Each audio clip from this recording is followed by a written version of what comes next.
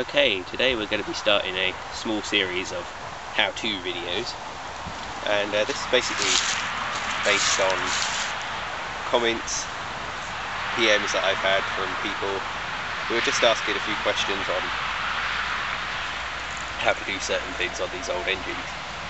And yesterday I was talking to a friend who has a problem with the carburetor on his Suffolk engine.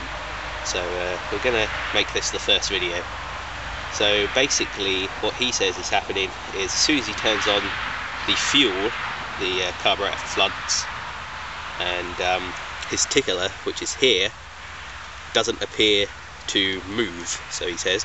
So we're going to, I think I know what he may have done wrong there. And he also says that it won't idle properly. So we're going to look at a few reasons why, what would cause that.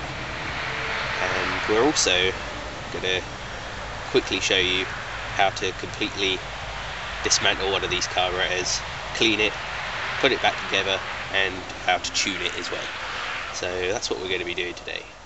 Okay, our Suffolk engine's just run out of fuel. So the first job we've got to do is to disconnect the fuel line. There will probably be some fuel left in the line. So you might need your pair of pliers just to loosen this up first. They can go tight when the actual line shrinks a little bit. So we'll just pull that off. There is a little bit of fuel left in the line. You've got very little choice but to just let that dribble out. You can catch it in a container. We have two screws here. These are normally flatheads. Sometimes I've seen them as Allen key bolts, which you need an Allen key to undo. But usually they're just these flathead screws. These are original to the Suffolk. Next job's pretty simple. We've got our governor rod here, and this, just turn the carburetor like that and that'll slide off. Just let that fall down there, that won't be a problem. Should it come off of the governor in here, off the air vane governor, it's pretty simple to hook back on, that won't be a problem. But anyway, there's our carburetor now off the engine and ready to put on the bench. Okay, we've just been and got a lid here. We're just going to use that to put the smaller items out of the carburetor so we don't lose them. First of all, you want to remove your two mixture screws. Got the main jet down here and the air one here.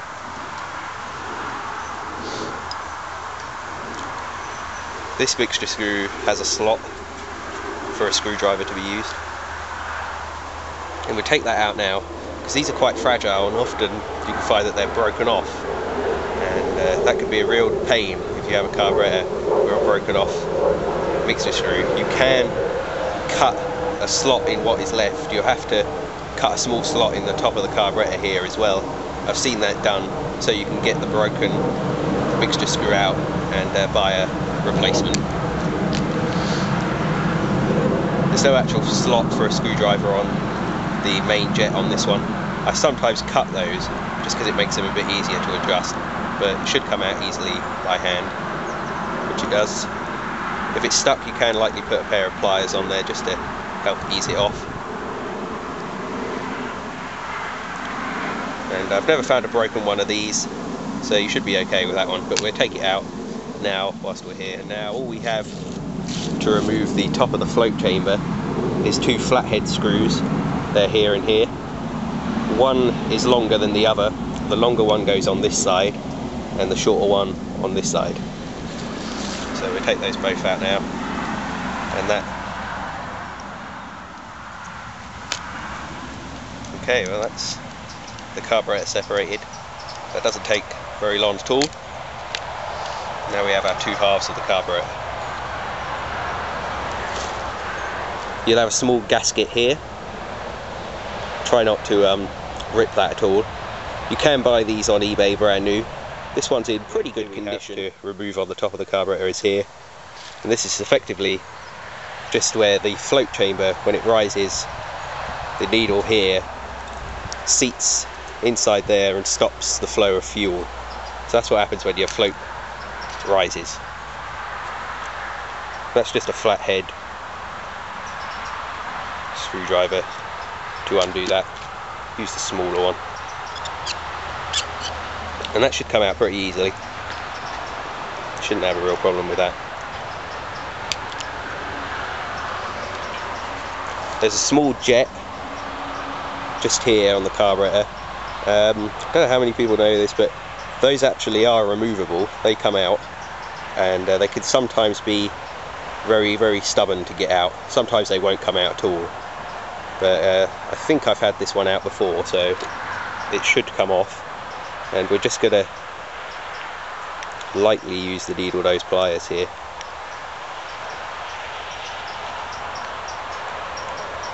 Try not to distort the tip here. And it looks like this is going to be a bit more stubborn than I thought.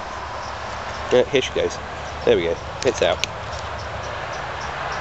And we've done no damage to the top there. So that's good.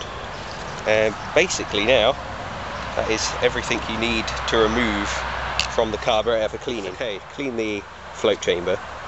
We'll just take our flathead screwdriver and just work it around in there, just to free off the crud that's become stuck at the very bottom. Give that a quick squirt with the WD-40. Just work it around in there a little bit. Just going to get rid of some of the stuff that's in the bottom. You can see that's turned a pretty nasty colour. It's doing its job. So we'll just tip that out.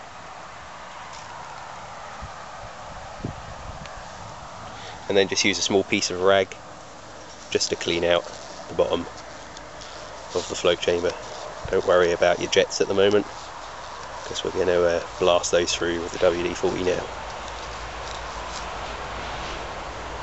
Okay, the bottom of the float chamber isn't looking too bad on this one now. Now we can proceed to cleaning the jets.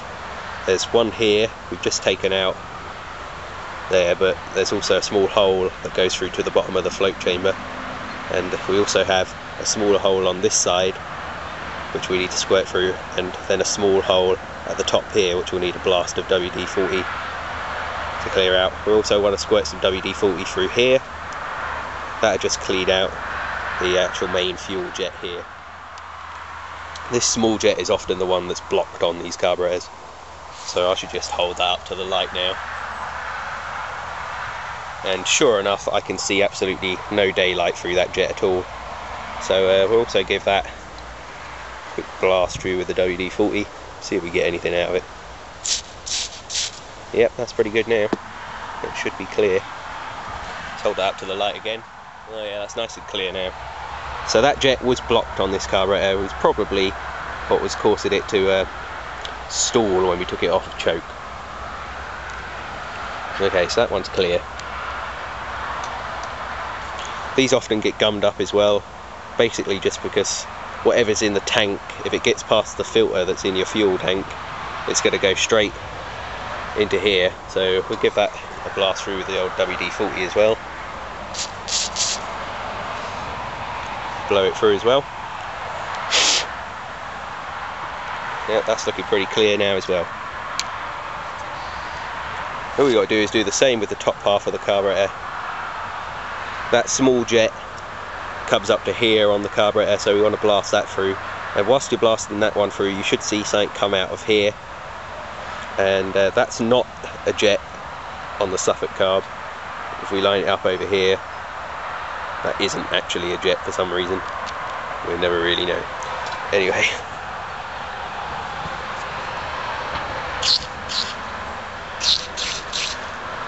Then we're getting a good blast through the top as well. Yeah, this should all be pretty. Okay, so we have this small jet to put back in here, and that just slides in. Don't really have to put any pressure on that at all. There you go, that's in. The float, which I think is what's the problem with my mate's engine, who I was talking to last night. Either his float has a hole in it, and then it's filling up with fuel, and it's doing completely the opposite then.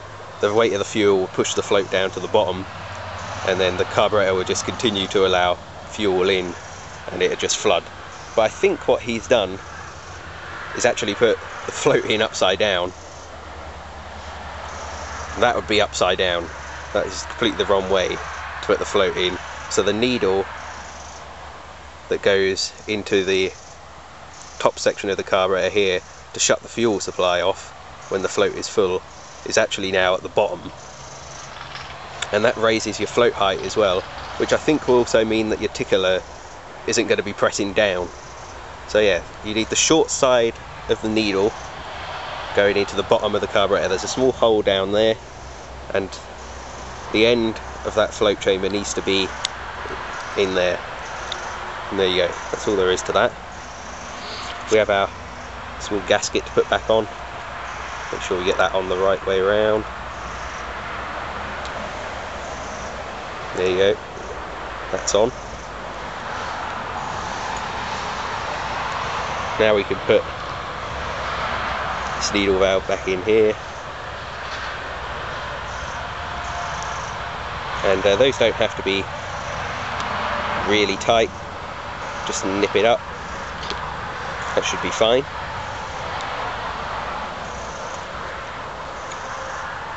Now we just reposition the top of the carburetor here. The top of the float needle needs to go into the needle valve there, so that needs to be pretty precise. There's a pretty easy way of testing if you've got your float in there properly. Shake it and you'll hear that distinctive rattle. That's the float moving up and down nice and freely, and that'll be fine. And tickler's also working as well. So I think that's all that's wrong with my friend's engine there. I think he's just put that in upside down. Easy mistake to make. Got the long screw here which goes on this side of the carburetor, on the raised section here, and the smaller screw goes on this side of the carburetor.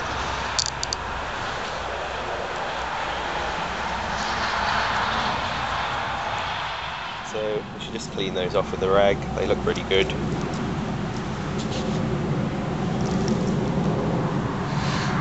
The bigger jet goes in the bottom of the carburetor here.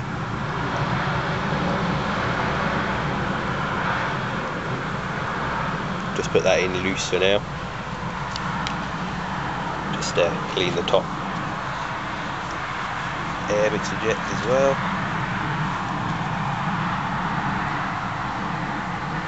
And just thread that in loosely as well. If your Suffolk was running pretty well before it stopped running, which is probably just some gunk in a jet, you can thread these all the way in and count the number of turns. Mark that down on a bit of paper, and then when you put it in again, put it all the way down and unwind it the same amount of turns, and with any luck it should run about the same, and then you can adjust it from there. But there is actually some standard mixture settings which I should go through now once we've got the carburetor back on the engine. Okay, we're about to put the carburetor back on. All we've got is our governor rod down here, which luckily hasn't slipped off of the air vane governor. Just put that on in the same way you took it off, just twisting it around. Make sure that your carburetor flange gasket here is in pretty good nick. If it hasn't come off in pieces, you're going to want to scrape that off and either make yourself a replacement or buy a replacement one off of eBay. Okay, to adjust the mixture, you just want to put these mixture screws here all the way in until they're tight. Not too tight, you don't want to damage the tips at all. Just do them up until they bottom out. So both of those are bottomed out now. The fuel mixture screw here, I believe, should be 3/4 of a turn out. So we'll do that now. So that's cool. So about there, it should run there, and we want our air mixture screw about 1 turn out. So that's half a turn, and that's 1 full turn. The engine should start there, and then we could adjust it from there. So I should just get the engine fired up, and then we'll make our final. Okay, well, the engine's She's running pretty well now. She's running off the scope. She's revved up nicely. Ignore the rattle, I don't have a clue what the hell that is. That's playing outside of the engine.